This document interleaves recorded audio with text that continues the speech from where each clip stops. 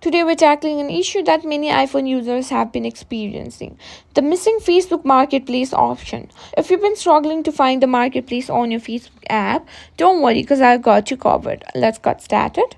The first thing we need to do is make sure your Facebook app is up to date. Open the App Store and search for Facebook. If there's an update available, simply click on Update. Updating your app can often fix bugs and issues. So this is a crucial first step.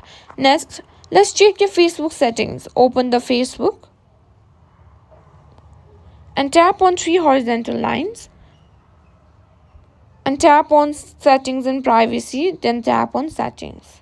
Here you'll want to look for Marketplace under the shortcut sections.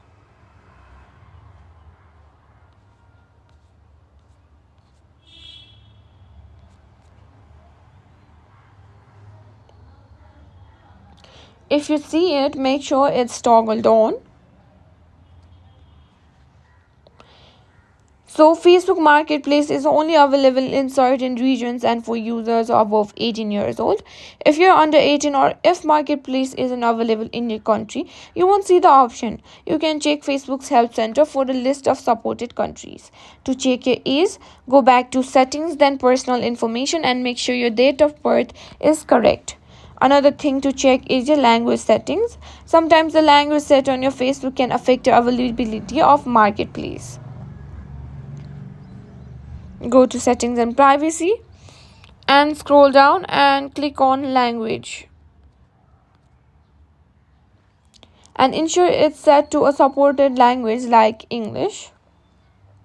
If none of these steps works, try logging out of your Facebook account and logging back in. This can sometimes reset your settings and make Marketplace appear. And there you have it. By following the steps, you should be able to get your Facebook Marketplace option back on your iPhone.